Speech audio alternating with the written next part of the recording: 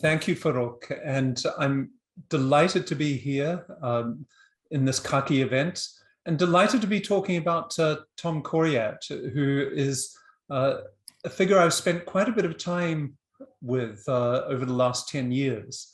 Coryate has been an object of scholarly interest for me, but he's in some ways been something of an alter ego too, because I, like Coryate, had migrated to India and found myself traveling, struggling, working, travailing in order to deal with my new home. But let me explain a little bit more what I mean by travails, and I'm just going to share my screen here. So here we are. This is an unusual picture of Tom Coryate sitting on top of an elephant, and I'll be getting back to that soon. As Sir Farooq said, travail means three things. In Coryate's time, travail meant travel. When he spoke about his travails, he meant his journeys. And travail is a term that might seem to us a little bit counterintuitive when we think of travel. In the 21st century, we often associate travel with a sort of luxury experience. Club Med cruises, business class flights to different parts of the world. I know the pandemic has made travel seem more like a travail, a struggle.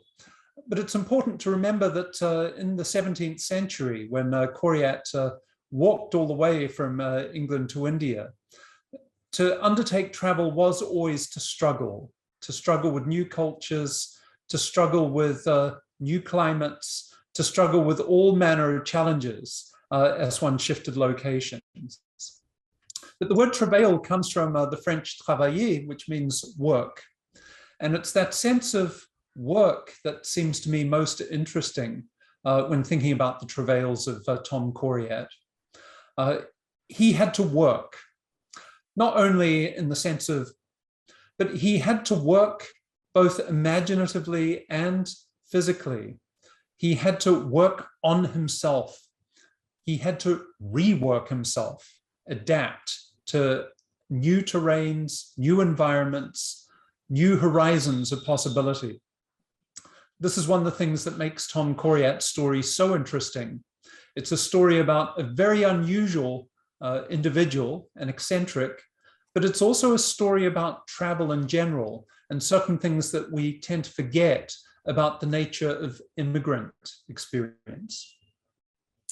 So I'm going to begin my story on a muggy August day in 1615.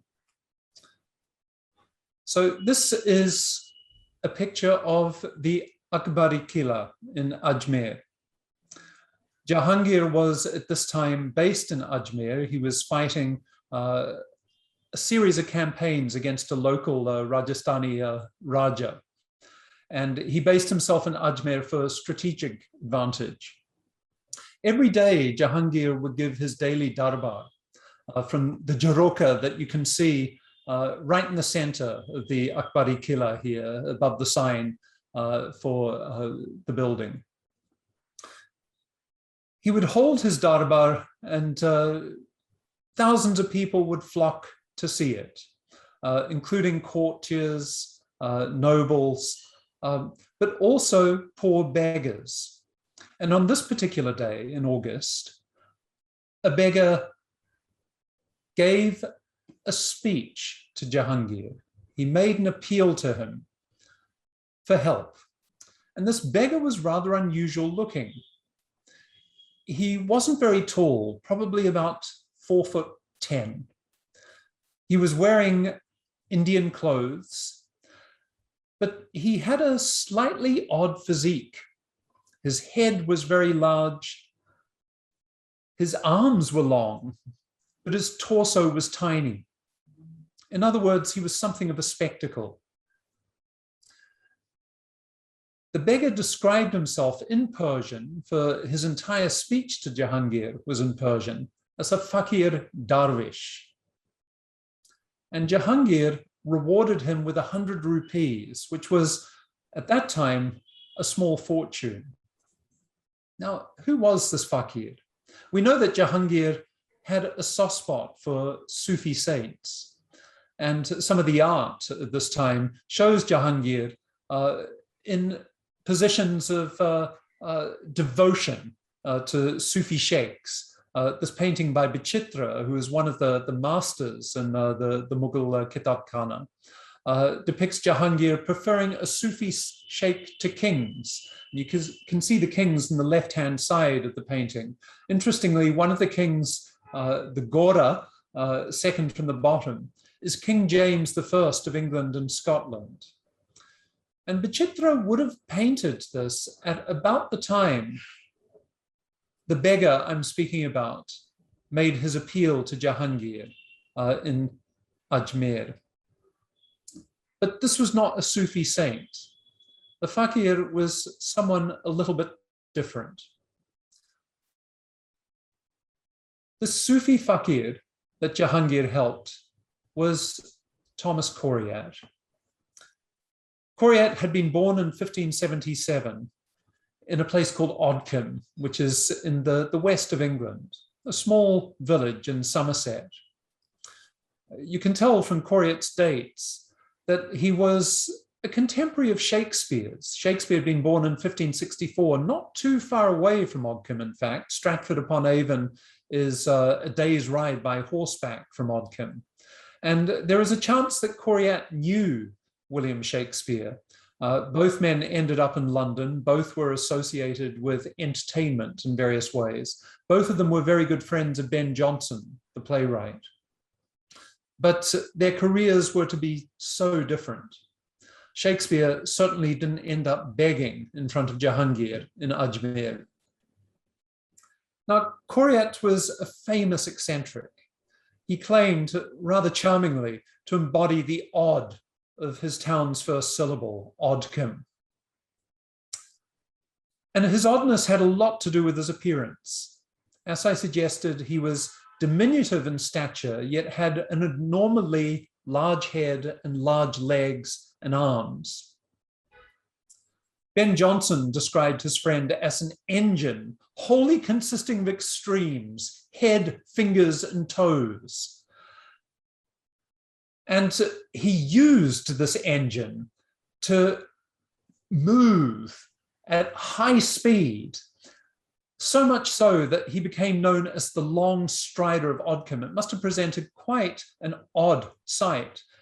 This diminutive man walking/running with these preternaturally long legs attached to his tiny torso. But Coryate must have carried in him a world of pain. He was often mocked and bullied. We have evidence of this from some of his correspondence. And it seems as if to compensate for his odd physical appearance, even his disabilities, he cultivated not only a speed in walking, but also a speed in witty repartee. Coryate became famous for his extremely fast, improvised speeches. He went to university, to Oxford, and he studied Greek and Latin there. He was unusually gifted at languages. He seems to have also studied French and Italian while at university. But while at Oxford, he became famous for delivering spontaneous orations in multiple languages. This became something of a party trick for which he was known.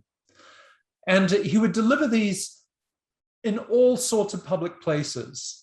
He would literally stop traffic by suddenly declaiming in Latin or in French or in Greek or in Italian. As Ben Jonson also said of his friend, Thomas Coryate was always the tongue major of the company. I love that phrase, a tongue major. He could command everyone with his tongue. Coryate was also friends with the well-known English metaphysical poet John Donne. And John Donne composed a short little poem, nominally in honor of Coryate. But this poem also suggests how so many of Coryate's friends also laughed at him. We don't know whether Coryate sort of invited this or whether it was this horrible scenario in which Coryate was sort of kept by these friends as someone to sort of mock. John Donne's mocking here is affectionate, but there's still a bit of an edge to it. He's written 4 nonsensical lines that migrate from Italian to Latin to English to French to Spanish at high speed, making very little sense. And John Donne is winking at his audience saying, this is the way Coryate speaks. It must have been equally exhilarating and bewildering to hear one of Coryate's orations. And it's hard not to feel that as amusing as it may have been, that it may have also been a little painful to watch too. This poor bullied man desperately trying to impress with his multilingual wit and his eccentricity. Now, after university, Coryate moved to London to seek a career, and it was interesting the job that he found. He became a jester in the court of Prince Henry, who was King James's son. And again, it's unclear whether he was a jester admired for his wit or a jester who was there more for people to laugh at. Many years later, when King James found out that Coryate had got to India, he said, "Is that fool still alive?" And Coryate, when he found this out, was apparently crushed. But Coryate became notorious for addressing Prince Henry with all these terms that he invented. Strange sounding titles like hyperaspist, which derives from Greek, hyper meaning super or on top of, aspis meaning shield. And the suggestion was that Henry was a super shield, the royal protector. At the same time, Coryate seems to have developed a fascination with London's public theatre. And a lot of this may have had to do with the fact that the most popular play in London during the 1590s and the first decade of the 17th century was a play in which a man, another man, had gained a reputation for the extraordinary power of his words. In other words, an alter ego of Thomas Coryate. The playwright responsible for this man was Christopher Marlowe. And the play I'm speaking about is Tamburlaine the Great. Coryate was absolutely stunned by what Marlowe describes as the mighty lines and high terms of Tamburlaine. Tamburlaine the Great, the Asian conqueror who was played by the actor Edward Allen, made famous by Ben Affleck in Shakespeare in Love. But Tamburlaine the Great is a story, a very embroidered story, based loosely on the life of Timur, the Turkic shepherd come warlord who conquered so much of Asia in the 14th and early 15th century. Now, in Marlowe's play, Tamburlaine conquers less with shows of violence, although there are plenty of those, but more with his charismatic orations. All Tamburlaine has to do is turn up to a city and deliver a speech, and everyone's going, "Va va, kya baat? Who is this guy who speaks so wonderfully, so seductively?" And in Marlowe's reimagining, Tamburlaine basically just walks all over Asia, delivering speeches, and everyone falls at his feet. How could Coryate not be impressed? This was his ideal hero. So you can imagine, tiny little bullied odd Tom harbored a desire to walk in Tamburlaine's footsteps, to walk through Asia and to command as Tamburlaine had, through orations, through words, not through violence. In 1607, Coryate made an extraordinary decision. He decided to leave the employ of Prince Henry and walk all over Europe, delivering orations wherever he went. What a madcap scheme, but somehow he pulled it off. And in 1611, he published an account of his travels, or as he describes them, his travails, called Coryate's Crudities. You can see on the front cover here his adventures, and you get an indication of how this isn't simply a description of the different cultures of Europe. It's an account of Thomas Coryate voyaging through Europe. If all the world's a stage, Thomas Coryate in Coryate's Crudities occupies center stage. And so we see him traveling by palanquin over the Swiss Alps as he delivers an oration in French about Hannibal's conquest of Italy. We also see him getting chased by a Jew in Venice, to whom he gave an oration in Latin on the virtues of Christ. And we see him getting pelted with rotten fruit by a courtesan, also in Venice, to whom he had delivered an oration in Italian on love.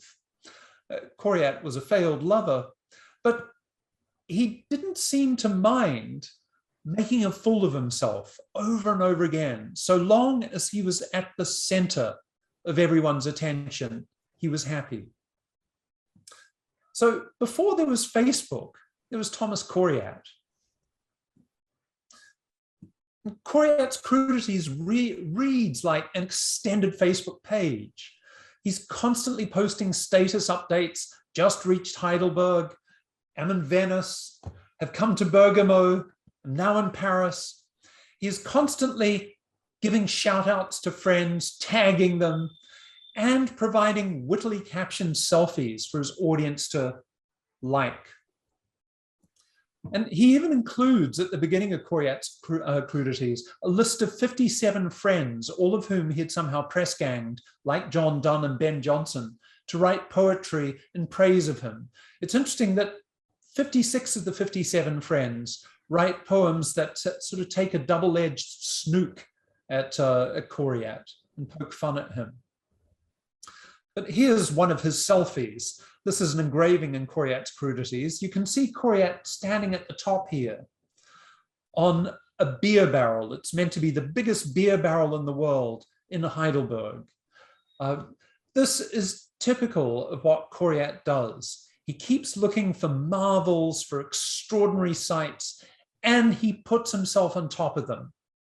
We could almost describe this as a little man complex, a little man who wants to be desperately big and liked. But if these are selfies, this is what interests me. The self that Coryate keeps trying to give to his audience is constantly changing. And why is it changing? It's changing because of his travails, because of his struggles to work on himself, to rework his body, to adapt to new environments. So we find, for instance, that in Latin, which he was familiar with, once he was in Italy, he discovered that people spoke Latin in a very different way from how they did in England. And he was very impressed by how the people in Bergamo spoke Latin. So he said, I am going to learn to speak Latin exactly like a native of Bergamo. And I realized this means changing all the muscles in my face so I can produce vowels the same way the people of Bergamo do. He spent a month in Bergamo trying to change his facial muscles. Another way in which he changed his physique. In Italy, he found something that we now take for granted, but which in England was completely unknown. The simple fork.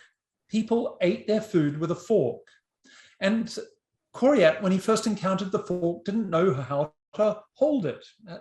He held it like a dagger, he held it like a child, and he couldn't coordinate his arm. A fork is actually something that takes a while to learn to use. As you know, if you have children and have tried to train them how to use a fork, it's a disaster for the first couple of years. But Coryate trained himself to use the fork, and he brought it back with him to England, where it became a sensation. And Coryate became known as Thursifer, which is Latin for bearer the fork. Again, it may be a double-edged name because it's very close to Lucifer, bearer of light, a sort of satanic name for Thomas Coryate to acquire. But this is an example of how, in his desperate need to be liked, he would adapt to the environments he found himself in. Now, Coryat's crudities was a big success, and overnight, this jester, this laughingstock, this oddity became a celebrity. It must have been Coryat's wildest dream come true that suddenly he was famous.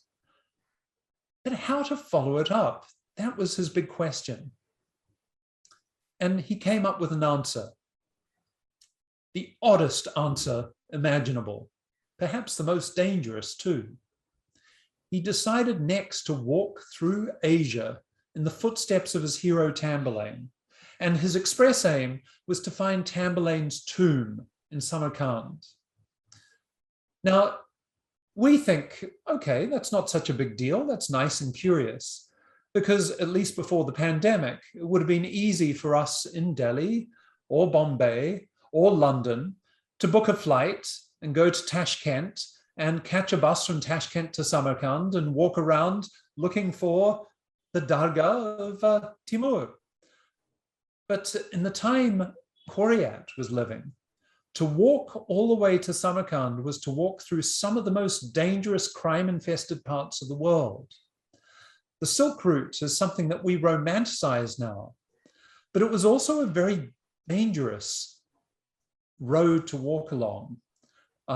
It was plied by many merchants and religious pilgrims, but it was also the hunting ground of bandits and dacoits. And most business people traveled in large caravans to protect themselves from the possibility of being mugged along the way. Coryate, however, decided to set out by himself. So in 1612, Coryate delivered a last oration in Odkham, announcing his intention to follow Tamburlaine across Asia. He hopped on a ship to Istanbul. That was the only part he wasn't going to walk. And from there, he walked to Jerusalem via the remains of Troy, giving orations along the way. He met up with two Englishmen in Istanbul, and they accompanied him to Troy. And he almost got killed in Troy because he insisted on performing an oration in Greek in the remains of what he thought were Troy, where he knighted his two friends as Hector and Achilles. And someone watching this thought that he was about to chop off their heads and was about to intervene violently, but he was saved in the nick of time. In Aleppo, he joined a caravan that took him on the Silk Road through Baghdad and Persia. He spent some time in Isfahan, in Kashan, and various way stations on the Silk Road. And interestingly, along the way, this journey took 3 years. He learned Turkish, Arabic, and Persian. He seems to have become fluent in all three. Now, near the border of Persia and Hindustan, Coryate had two meetings. Now, first of all, he got mugged and he lost all his money. He'd been robbed of all his money in Persia, and he was now living on nothing. So he was quite desperate. But a second meeting, chance meeting, saved him. He ran into these two people who were also in a caravan, but returning from Hindustan. The person on the left was dressed as a Persian prince, but he was in fact English. It must have been an incredible moment. Two Englishmen meet in the deserted expanses of Eastern Persia, and neither of these Englishmen are looking English anymore. Both of them are speaking Persian. Both of them are wearing Persian clothes, although Coryate at this time is wearing the clothes of a Persian poor person. By contrast, Robert Shirley, he was an employee of Shah Abbas, the Persian Shah, and he'd been hired to reform Shah Abbas's army and train them in modern artillery practices. For his services, Shah Abbas had made him a prince, a Mirza. And Robert Shirley had also married a Christian Circassian noblewoman named Teresia, who had traveled with him to Hindustan. Shah Abbas had sort of been the matchmaker of this particular union. So two Englishmen who'd gone native met, and Teresia, Robert Shirley's wife, gave Thomas Coryate a small sum of money to help him proceed on his travels. Now, it seems like what Coryate was most impressed by was that Robert Shirley was traveling back to Persia from Jahangir with an elephant that Jahangir had gifted to Shah Abbas. Coryate was excited and he wanted to see where elephants came from. So instead of going up to Samarkand, and he went with 100 shillings from Teresia, Robert Shirley's wife. Now, the picture of Coryate on top of the elephant looks a lot like one of the selfies from Coryate's crudities, like Coryate sitting on top of the beer barrel from Heidelberg. The thing is, Coryate would have looked nothing like this when he arrived in India. He wouldn't have been wearing a hat with a feather. He wouldn't have been carrying a sword. He wouldn't have been wearing doublet and hose with boots with spurs in the English manner. He would have been wearing most likely a kaba, a Persian kaba, simple Persian attire. And his face had changed. After years of walking in the heat and the sunshine, he had bronzed and he was looking a little wizened as well. He hadn't eaten heartily in much of that time, so his small frame had got even smaller. He passed through Multan, and it was apparent that despite the change in his physique, his character was very much the same. He continued to be the same eccentric, odd job, giving orations wherever he went. He met in Multan a Turkic man who'd been a mercenary soldier in Florence. I think he'd been a galley slave there, but Coryate described him as a soldier, and he could speak Italian. So Coryate delivered a spontaneous oration to this Turkic soldier in Italian about Islamic theology. After Multan, he walked to Agra, looking for Jahangir. And while in Agra, he went to the city's main masjid, climbed up the minar and delivered another oration. This time, it was a strange, almost blasphemous version of the kalima, the prayer invoking Muhammad as the prophet of God. He could have been executed for this, but it seems like most of the people who heard him just laughed at the strange eccentric, which gives you some indication of how tolerant the people were in Agra. They were used to travelers coming from other parts of the world, speaking in strange ways. And Coryate seems to have been given a fairly wide berth in Agra, but he was disappointed that Jahangir was not there. He was told he was in Ajmer, so he resolved to go to Ajmer. He walked all the way there, a long walk in the heat, and he arrived in the late spring of 1616. He was completely penniless by this point, and there weren't many sources of money available to him. But he did speak Turkic and Persian and Arabic, all of which were serviceable languages in Ajmer. And he realized that one of the places you could earn a bit of money was outside this building, which still stands today, the Dargah Sharif in Ajmer, the shrine of Moinuddin Chishti, the great Sufi saint, who Jahangir also regarded as one of the most important saints.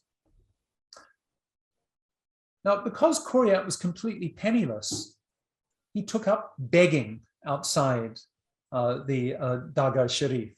He begged in Persian, he begged in Turkic. He fascinatingly also learned the local dialect, which seems to have been a Rajasthani version of Hindavi or Braj Bhasha. And he became fluent in this as well in a very short time. And because of his linguistic skill, he eventually came to be known to some of the higher-ups who decided to introduce him to Jahangir at a darbar.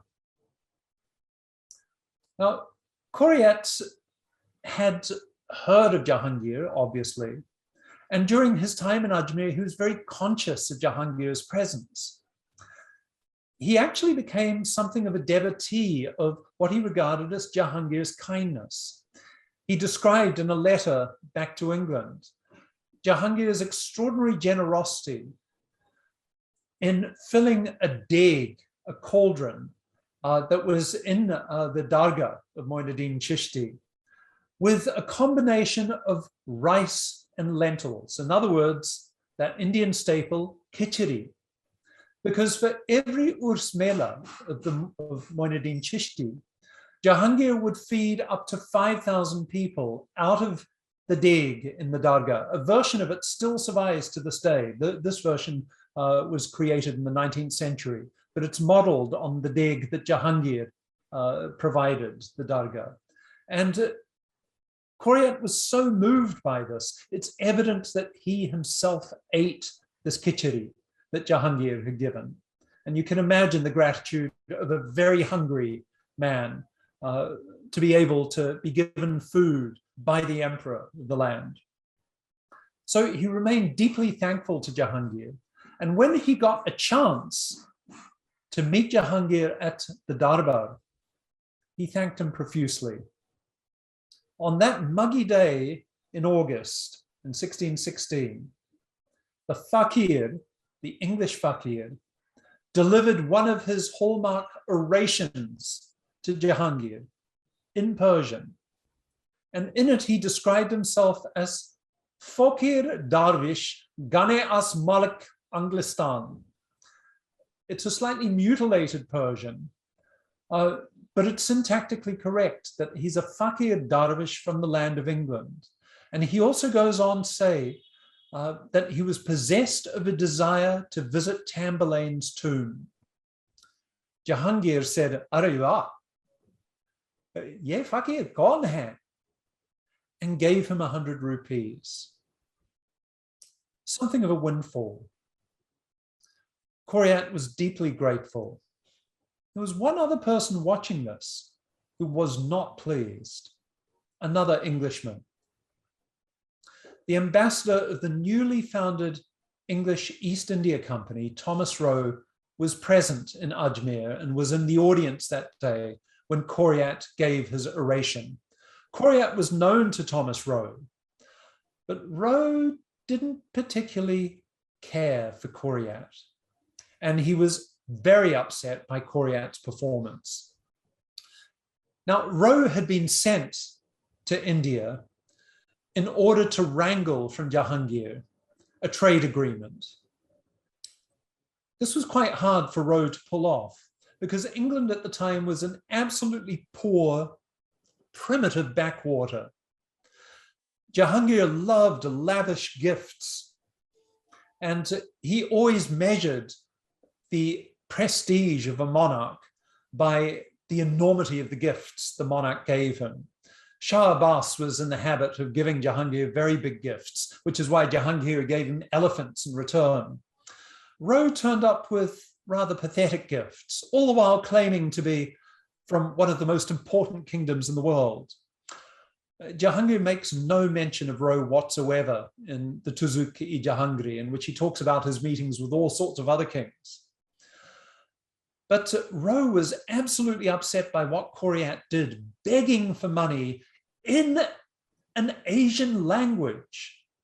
Roe had told all the men in his retinue, speak only English, wear only English clothes, show that you are proud to be English. Coryate broke all the rules by speaking Persian, by dressing in Asian clothes, and by asking for money from Jahangir. As far as Roe was concerned, Coryate was dirty, begging riffraff who'd gone native. But Coryate profited. He used Jahangir's rupees to head north in search of Samarkand and Tamburlaine's tomb. Unfortunately, he would never get there. He certainly got as far as Delhi. In December, he stopped in Delhi and he visited Firoz Shah Kotla, or what is now called Firoz Shah Kotla, where he saw this structure, which you can see here, an old Ashoka pillar, which Firoz Shah, the Tughlaq Shah, had put on top of his fort. Now, Coryate saw the Ashoka pillar and he saw the inscriptions, which he couldn't read. He could read Greek, but this was a new script to him. But he decided nonetheless that the pillar had been erected by Alexander the Greek, and he stood in front of it and did what Coryate does. He gave an oration. Who knows who was present for the oration? There may have been a few bemused Indians watching at the time. Coryate didn't particularly like Delhi. He said it was freezing, not surprising because it was December. But he had also begun to fall miserably ill at this time. We're not quite sure what had knocked him down. He'd survived 3 years of walking without ever once getting sick, but something seems to have gotten to his body and upset him. He'd also unfortunately run out of money again, so he made the fateful decision to head back south. And he decided to go now to Mandu. Why Mandu? This is a city that we may not remember was once one of the biggest cities in the world. Mandu is in the mountains in Madhya Pradesh, and it's now a very small village full of monuments, full of the most beautiful heritage buildings. Now, in the 16th century, Mandu was still an extraordinary center of culture. It had been taken by the Mughals from the Afghans who had ruled it for the previous century and a half. And Thomas Roe had headed to Mandu in order to continue to beg Jahangir for trading favors. Coryate knew about this, and he thought, if I go to Mandu, perhaps I'll get something out of it. The weather was nicer in Mandu. The city was also full of these amazing little palaces with names like the Dai Ki Choti Ben Ka Mahal, the washerwoman's little sister's palace. And if Coryate had known this, he may have known this, he may have been thinking, shayad a new mahal could be built, the Angrezi Fakir Ke Mahal. But clearly what he was after was more money from Thomas Roe. And Thomas Roe reports in his diary that Coryate suddenly turned up in Mandu, and he was barely a shadow of his former self. He could hardly stand on his feet, and when he saw Roe, he fainted. When he came to, he said to Thomas Roe, "I'm okay, but can you give me some money?" And Thomas Roe said, "No." Roe said, "If you go to Surat and you say that you met me, perhaps they'll give you some money, but I'm not going to give you any." Poor Tom set off from Mandu and walked west to the English factory in Surat. It must have been several weeks on foot through very dangerous territory inhabited by dacoits, and he did this on his own. Somehow he made it, despite his illness. He arrived in Surat too ill to even give an oration. Clearly something was wrong. But he was greeted with great gusto by the English workers at the factory in Surat, which is depicted here on the left. And they said, "We've heard of you, Tom Coryate. You wrote that book, Coryate's Crudities. You're that weirdo who walks everywhere. Why don't you come to our party? We're drinking a whole lot of red wine tonight, and we want to get drunk with you." Coryate hadn't been drinking during his entire journey, but he agreed to join the Englishmen in their night of carousing. He was dead the next morning. Isn't it ironic that what killed him was not India or Indian weather or an Indian disease, but the English wine that he was given, the sack. If only they'd given him some khichdi, Coryate may have survived. Now, this building has been claimed to be Coryate's tomb. We know that the English organized for a tomb to be built for him, and some have suggested this is it. This is in a village just outside Surat. but we can't be sure that this is Thomas Coryate's tomb. But there are other material memorials to Coryate that has survived. One is this: his shoes, the shoes in which the long strider Odd Tom of Odcombe walked, hung in the Odcombe church for 100 odd years. They were stolen by a tourist 100 years after his death, but they were replaced by a stone pair and were still there in the 20th century. But the other memorial to Thomas Coryate was a posthumous collection. People gathered his letters, which he had sent somehow from Ajmer back to England, and published them in a collection called Thomas Coryate, Travails for the English Wits, from the court of the great Mughal. And on the cover is Coryate pictured on an elephant. He said in one of his letters, "I really want to be pictured on top of an elephant." So his wish came true. But of course, this isn't Coryate as he looked like during his Indian sojourn. He got his wish, but he was also misunderstood by his friends. They misunderstood the extent to which he had become Asian, he had become Desi during his time abroad. Now, Coryate has also been misunderstood by scholars. In his letters, he represents the Mughals' palace in ways that now seem to us as completely fantastical. He says that the Mughal palace is dominated by animals, including elephants, but also completely unrealistic ones like unicorns. People go, unicorns? Right, what was Tom Coryate on? And there's a picture of a unicorn in this pamphlet, this collection of letters from Ajmer. There's a picture of a unicorn, which has led scholars to say, yeah, Coryate made stuff up. But in all likelihood, what Coryate was describing was a Bengali white river rhinoceros. And we know from the Tuzuki-i Jahangiri that Jahangir had one in his very large zoo of private animals. Now, Coryate's unicorn was to his readers something like him, a unique, improbable freak. We think of Coryate as a unicorn, an impossible, unique being. But I'd like to think that Coryate is both unique and typical. He's also exceptional in a way that is exemplary for us.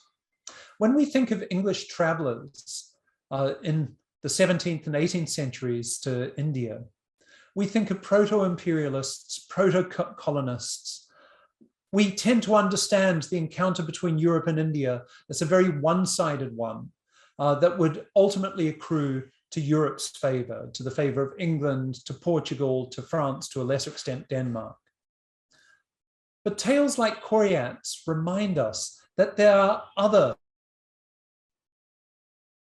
modes of encounter, cross-cultural encounter that is much more an equal playing field. Coryate's travels, his struggles, his attempt to work on himself and his body also suggests ways in which we can travel that do not involve relations of domination and power. Yes, he may have wanted to walk in the footsteps of Tamburlaine, but his desire was not to conquer like Tamburlaine with violence.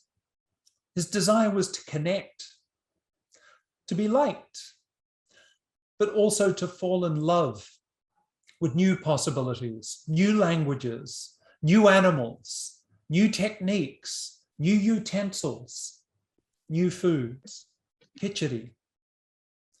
Coryate is himself a khichdi. He signed off his letter as the Hierosolytan, meaning from Jerusalem, Syrian, Parthian, Persian, Median, Indian leg stretcher of Odcombe. He was a mixture. That for us, I think, suggests something really wonderful that is part of a global heritage as well as an Indian heritage. that we are all, to a certain extent, mixtures. We're the product of conversations between our traditions and other traditions, between where we were born and new places that we go. Coryate is unique, but Coryate is also in some ways a version of us. And with that, I'll stop, and I'd love to hear your questions. Thank you so much, Jonathan. If I may say so, that was a marvelous oration. How did you get interested in Thomas? You did mention that when you moved to India, you studied him a little more, but where was that initial spark coming from? Well, funnily enough, I'd known about Thomas Coryate for many, many years. I'd even written about Coryate's crudities in my PhD thesis, which I wrote 1,000 years ago in another galaxy far away in England. I hadn't known that Coryate had walked to India. I only discovered this in 2001, about the time I started visiting India. Mm-hmm. And so Coryate became one of my companions as I began to visit India, began to familiarize myself with Delhi first and various other parts of India that I was visiting. And I was torn between regarding Coryate as a really annoying, eccentric attention seeker, the Facebook personality that I was speaking about, and also sympathizing with him, seeing something of the plight of many migrants in Coryate. And over time, I started teaching Coryate's collection of letters from India. I taught it first in the United States, where people found them fascinating but didn't know quite what to make of them. And then after I moved to India, I started teaching Coryate regularly. Every year. I thought it was important that people here in India learn about multiple histories involving English-Indian contact, that they learn not just the colonial history, but these counter-histories. And what was extraordinary was how many of my Indian students could actually relate to Coryate. Mm-hmm. And I thought this was extraordinary because we're living in a time where increasingly we're asked to withhold our empathy and to think about who we are simply in terms of our genealogically derived identity or community. And Coryate was a figure who, for me, represented the possibility of getting outside oneself, quite literally, in a way that was sort of quite contagious for me, but also for my students. So I think he's a wonderful figure to sort of seize a hold of now, at a time when our habits of thought are congealing around very fixed notions of identity that Coryate messes up for us. Mm-hmm. So true. I have a private question asked privately. Did he always intend to walk to India when he left .com, or did his meeting with Shirley somehow influence his decision to walk to India? We can't be sure because, I mean, this is, for me, one of the great sort of scholarly tragedies. Coryate was as compulsive a writer as he was an orator. And everywhere he went, he wrote copious notes. Robert Shirley said, everywhere he goes, he is leaving a cupboard full of notes. Now, unfortunately, we have only a fraction of a fraction of a fraction of a fraction of the notes he wrote. So we don't have really anything from the time he reached Istanbul to the time he reached Ajmer. So we don't know at what point he decided with certainty that he would go to India. But certainly meeting Robert Shirley seems to have forced his hand a little bit, mm-hmm. or piqued his curiosity.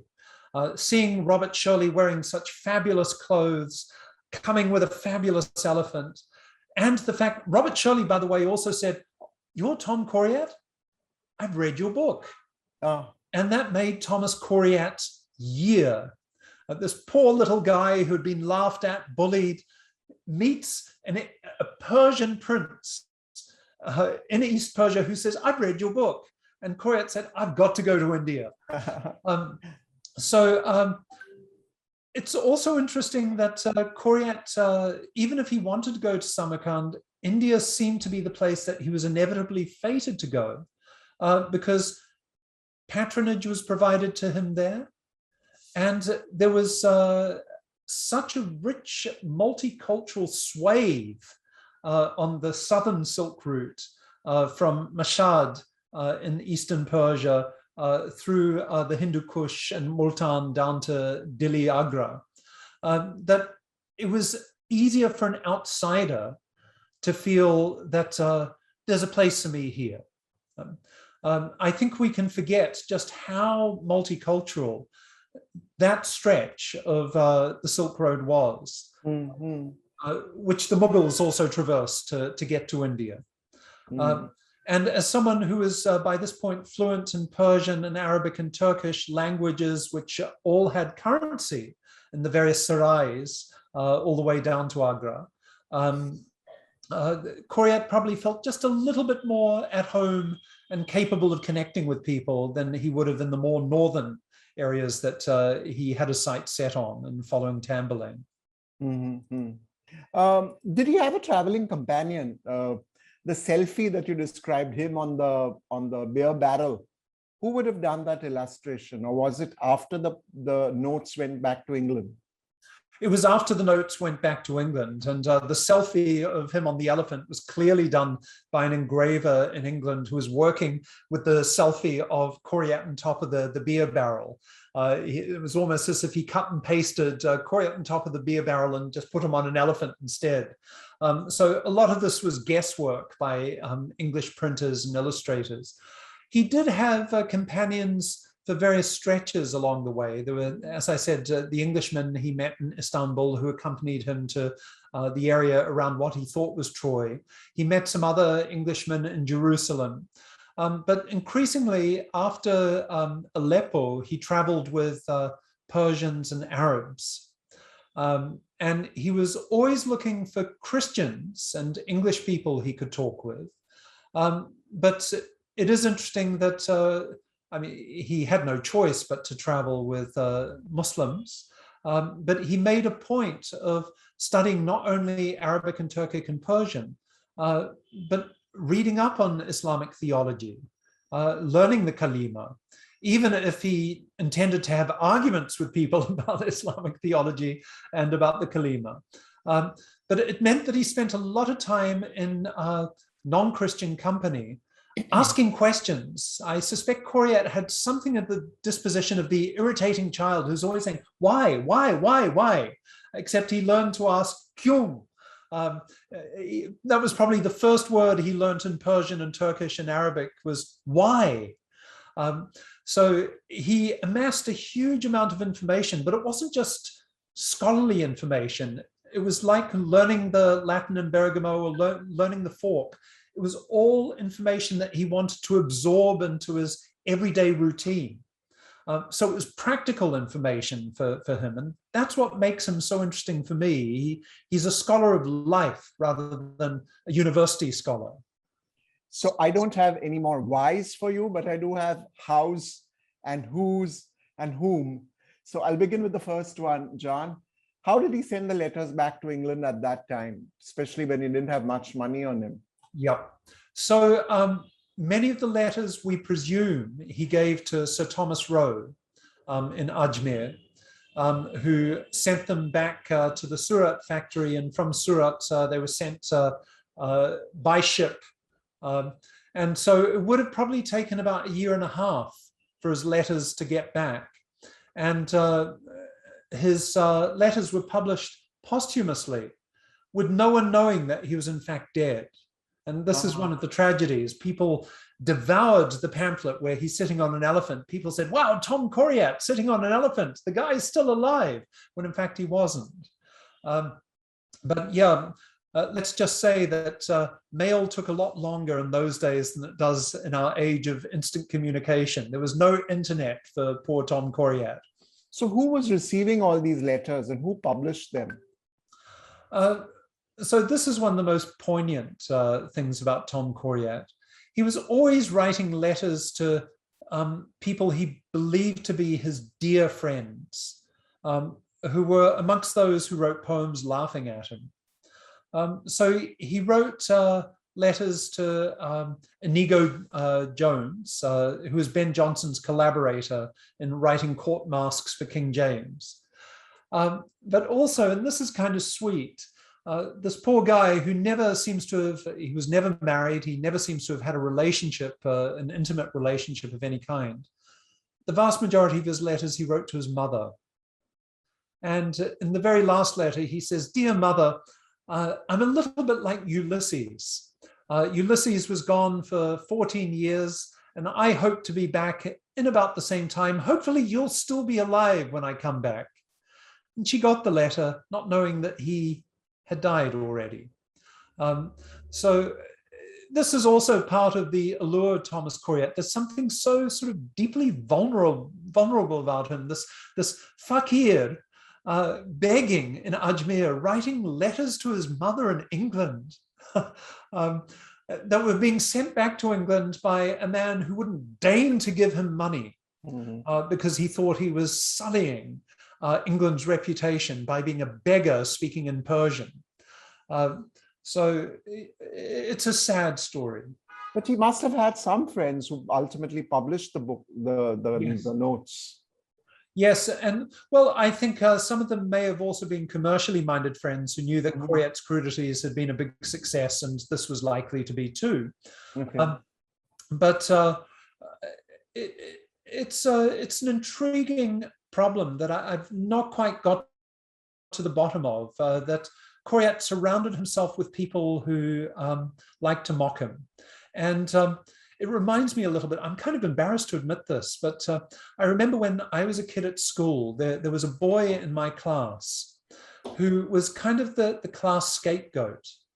And to try and endear himself to us, he would do all sorts of ridiculous things that would get him in trouble.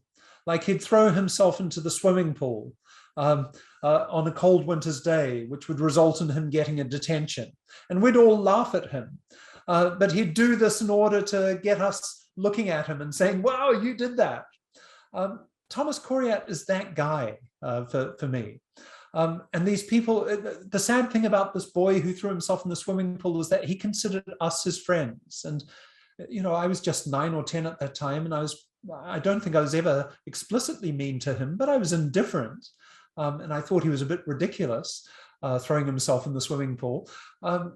But I now look back on him and I think, oh, my goodness, at 9 or 10, I couldn't sort of extend to him the sympathy that he probably needed. Tom Coryate, because of his physical condition, had tried to make lemonade out of the lemon that creation had given him, and said, "Okay, you're all laughing at me, but at least you're laughing at me." So again, I can't quite work it out to what extent his friends really respected him or were always winking at each other about him. Speaking of physicality, is there a medical opinion about his physique, his odd structure? Sorry, can you repeat that? There was a glitch for a second in the transmission. There was a question from Shireen. She wanted to know, is there a medical opinion on his body, his physique? The oddities that he described.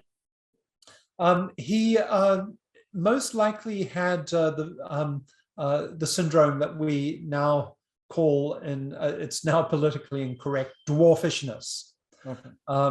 And of course, dwarves were often retained as jesters in the court. But it seems like he may have had something like spina bifida,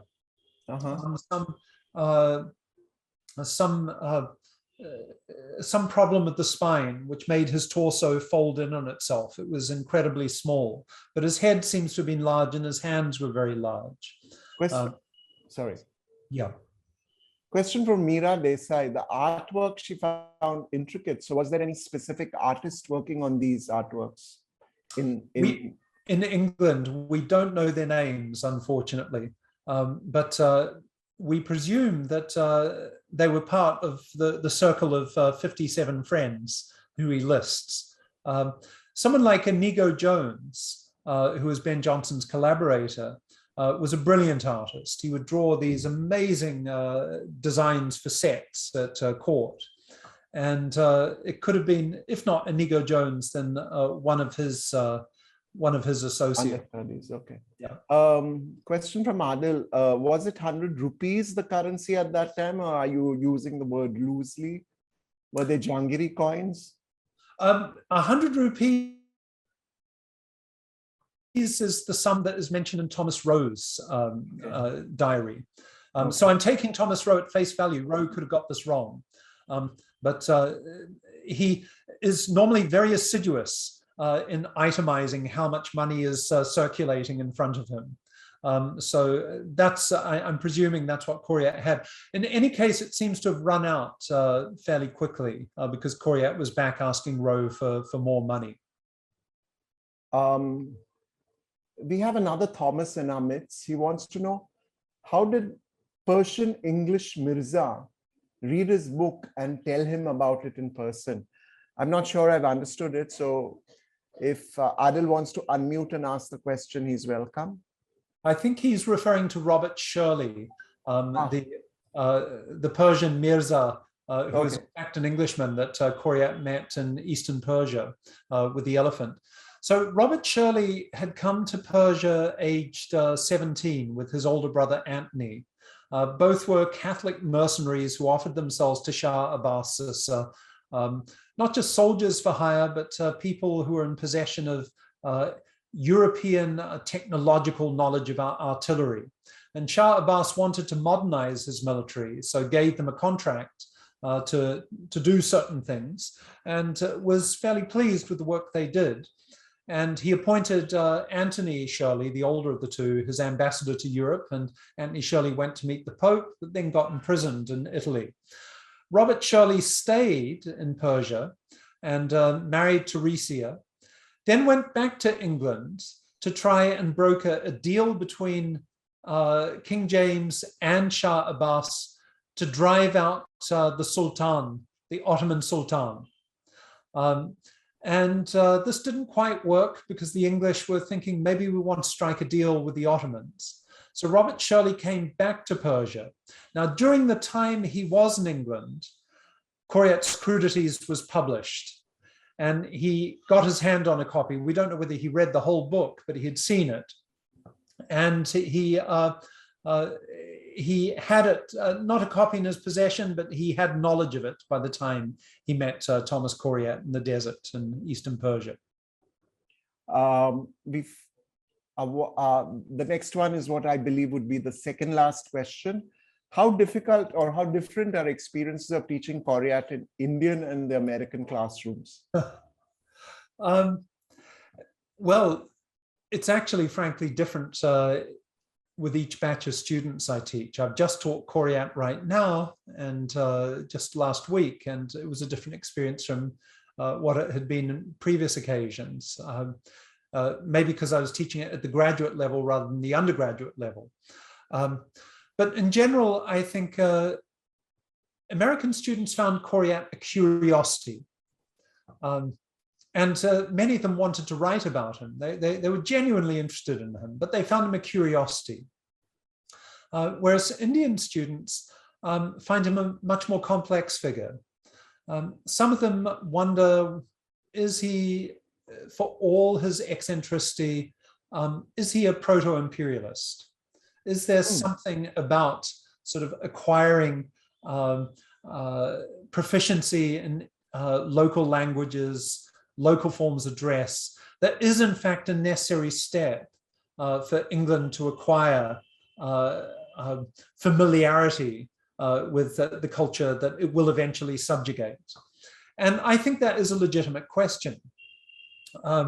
Although I think Coryate, the last thing he had in his mind was subjugation of India when he came. But I think what Indian students have found fascinating about Coryate is seeing someone from the outside acquiring their languages, acquiring familiarity with cultural reference points that are part of their own heritage. And it allows them to access their heritage in a way that also gets them outside it. So it's a very unusual way of doing history. It's not quite the same as doing Indian history through English eyes, as in the British imperial syllabus of Indian history. When we're dealing with someone who became a fakir in Ajmer, this is an altogether different mode of engagement with cultures on the ground in India from what imperial history would tell us. And I think that's what my students have found fascinating. Particularly the idea that one can get outside oneself in this way, without ever leaving fully behind the England that one comes from. One doesn't become Indian and erase one's Englishness. And the last question from Taranjot is our friend Thomas mentioned in any Indian sources, any passing references to him? Or is it only recently that he's come to light? I have looked in vain for references to Coryate in Indian sources. He's not mentioned in the Tuzuk-i Jahangir, unfortunately. I had for a while toyed with the notion that the painting by Bichitra of the kings, that what looks like King James was in fact a version of Thomas Coryate. Is it? But I don't think that is the case, although there are certain superficial resemblances between the King James and the painting and Coryate. But the thing is, like so many people of Coryate's station in India, and let's remember that even if in England he was reasonably well off, in India he was grindingly poor. Like so many people of his station, he just escapes being captured by the historical record. So Jahangir isn't going to keep a record of all the beggars that he gives money to. So he doesn't enter stories as Thomas Coryate. There is, however, a tradition in Dastangoi of a Farangi named Bark Farangi, who comes from Farangistan, but is not an imperialist or a conqueror. He has come from Farangistan to Hindustan or to Asia, and has become Asian. And this Bark Farangi, he may be a memory of all sorts of other Farangis who had migrated to Asia and become local. But I think in Bark Farangi we get something of the flavor of Thomas Coryate and his life. That brings us to the end of our questions. Jonathan Gil Harris, thank you so much for such a fascinating insight into an odd man. And thank you for the lovely oration. Thank you very much, audience, for participating. Good night and stay safe. Thank you very much.